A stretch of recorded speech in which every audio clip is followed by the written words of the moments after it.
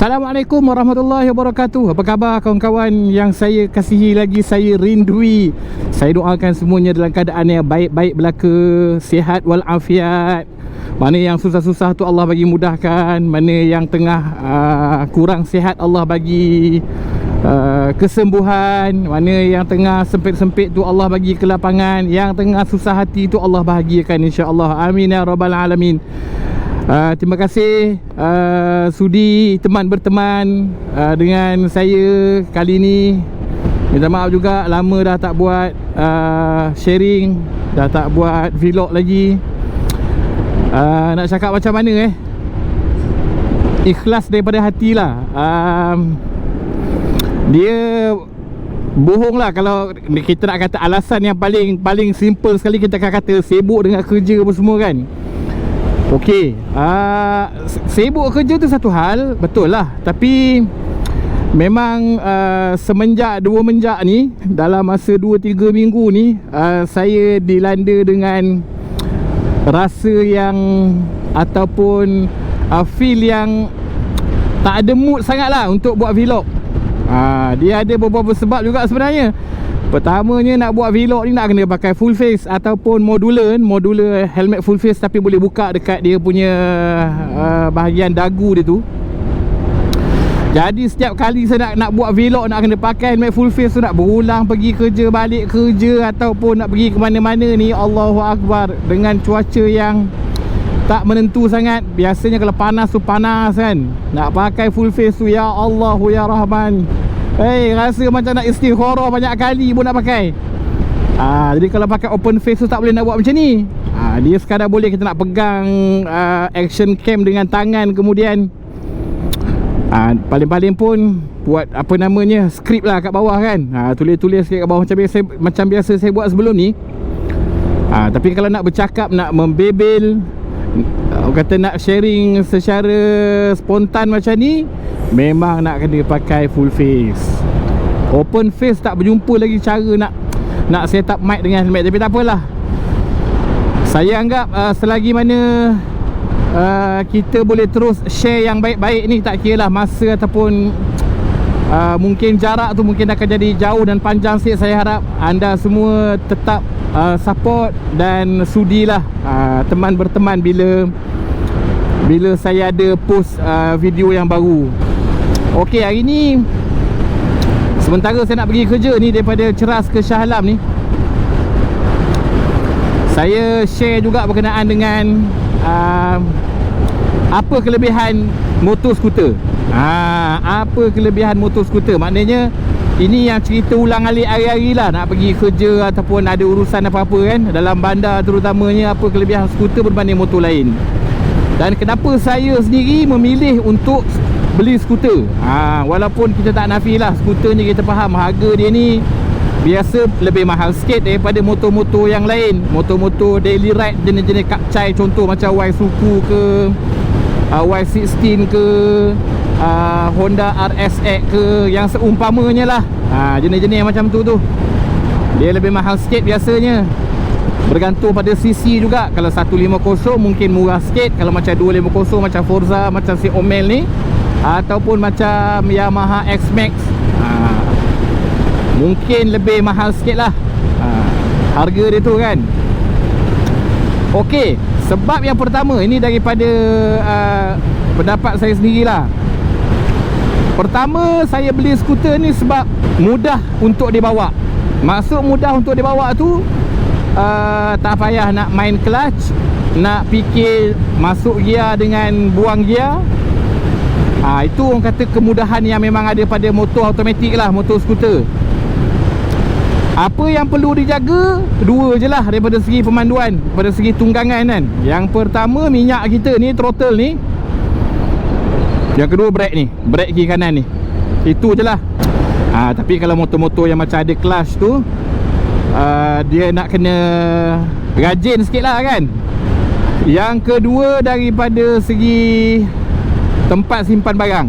Tempat simpan barang ni memang tak nafi lah, lebih kepada skuter lah. Banyak tempat-tempat yang ataupun sisi body skuter ni yang boleh kita jadikan tempat letak barang di samping tempat-tempat dah sedia ada. Contoh macam bawah seat ni kan, bawah seat Omel ni memang boleh letak sebiji helmet full face dengan sebiji helmet stern, ataupun helmet open face. Boleh letak 2 biji helmet. Boleh letak lagi barang sikit-sikit lagi dekat bawah tu. Lepas tu apa lagi, dekat belakang boleh letak box. Skuter ni kalau nak letak box tak adalah rasa janggal sangat berbanding motor-motor macam Y16 ke motor-motor Kapcai lain tu. Boleh letak, tapi kadang-kadang yalah yang owner dia tu nak motor-motor macam tu nak letak kotak. Anda boleh tengok lah kan? Anda boleh tengok sendiri berapa banyak yang ada Y16 ke RXX ke yang letak kotak belakang, top box belakang tu kan. Memang kurang, sebab dia jadi macam tak berapa best lah motor-motor macam tu. Motor tu orang kata motor yang performance lah. Untuk kategori Kapcai dia performance lah, performance untuk Kapcai. Itu yang kedua. Yang ketiga, daripada segi keselesaan, ini memang saya tak pasti ramai tahu ke ataupun ramai tak, tapi sebagai pengguna skuter dan saya pernah guna Kapcai satu ketika dulu, skuter ni memang daripada segi nak jalan jauh ataupun nak jalan dekat, selesanya memang selesa.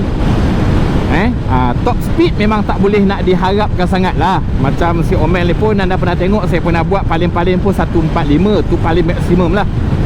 Dia pun ada cut off dia, saya rasa pada kadar tu je 140, 145 je.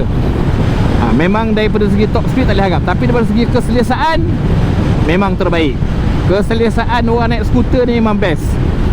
Terutama kalau yang ada duit sikit tu, seat yang original ni dia tukar pada comfort seat kan.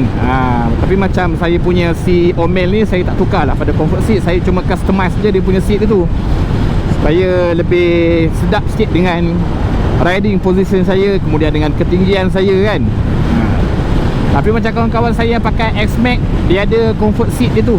Yalah, sebab Yamaha ni, brand-brand Yamaha contoh macam X-Max, N-Max, dia lebih banyak keluarkan dia punya aksesori berbanding macam Forza ni. Motor pun kurang atas jalan ni kan. Dia tak banyak macam X-Max, N-Max sebagainya, NVX.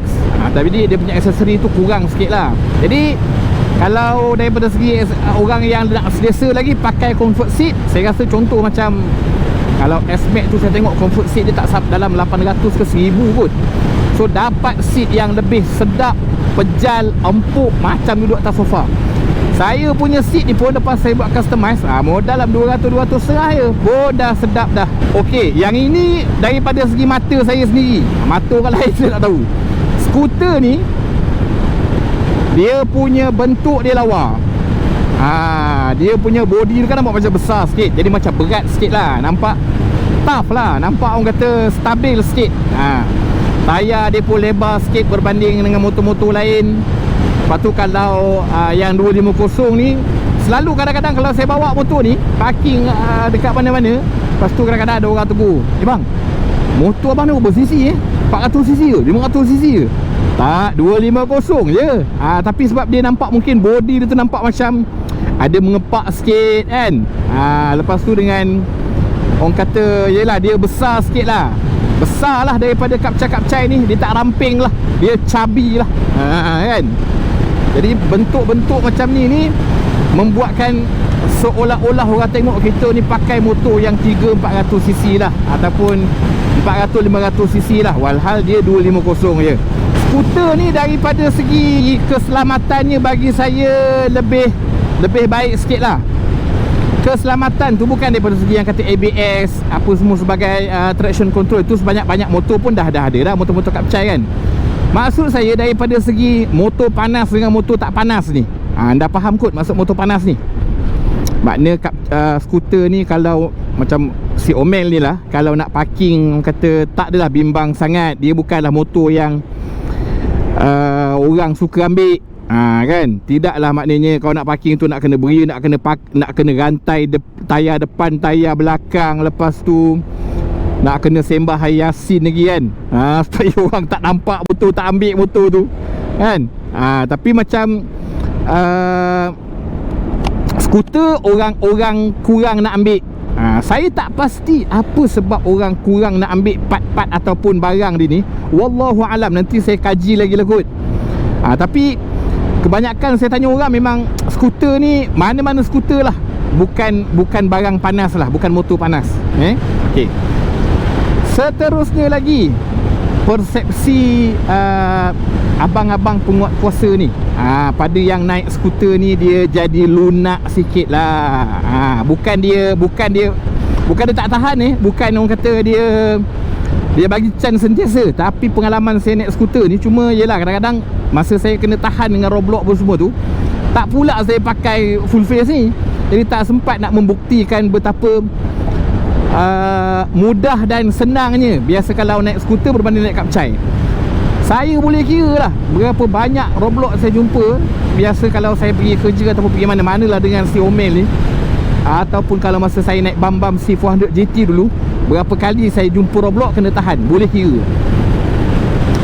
Sebab mungkin yelah dia tengok dengan motor sesungut ini pun kan dah capang macam ni, ada pula top box kat belakang, skuter pula tu, nak ke mana sangat kan. Saya pun tak ada jenis-jenis nak modify nombor plate bagi kecil, tak ada. Apa yang ada saya pakai je. Jadi bila dia tengok macam tu kebanyakannya jalan lah. Saya pula kadang-kadang tanya, "Cik, tak nak tengok lesen ke?" Jalan-jalan, tak apa jalan. Dia pun tak nak tengok. Kan. Tapi kalau macam yang motor-motor lain saya tengok, biasanya bukan persepsi buruk, tapi dia tahan lah. Dia tahan berbanding dengan pengalaman saya masa naik skuter ni. Lebat, macam nak lebat hujan dekat depan, mendung. Saya ingat macam nak tukar pakai baju hujan lah sebelum saya rasmi dibasahkan oleh rahmat Allah ni. Kita berhenti sini kejap, Petronas ni, kita sarung baju hujan. Okey, nanti kita sambung lagi insya-Allah. Allahu Akbar. Dia punya feel dia tu kalau hujan masa balik kerja tu rasa sedap sikit. Tapi kalau hujan sebelum nak pergi ni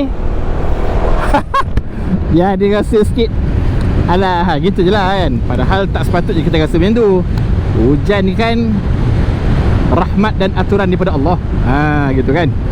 Okey, sambung sikit lagi lah. Jadi itu antara kelebihan orang pakai skuter yang sempat saya share dengan anda semua. Nanti kalaulah ada beberapa kelebihan lagi kan, terutama daripada orang yang dah pernah pakai skuter ataupun yang sedang pakai skuter, rasa memang ada kelebihan yang saya tak sempat nak cerita, boleh tolong tambahlah dekat komen tu. Kan, nanti mungkin saya boleh masukkan input tu dalam sharing yang akan datang insya-Allah. Okey lah. Dekat area menghala ke Subang dengan Shah Alam tu dah nampak, dah tak sabar sangat tu, rahmat nak turun. InsyaAllah lain kali kita sembang-sembang lagi, kita jumpa lagi. Doakan kebaikan untuk kita bersama, doakan keselamatan saya pergi dan balik kerja. Assalamualaikum warahmatullahi wabarakatuh. Bye.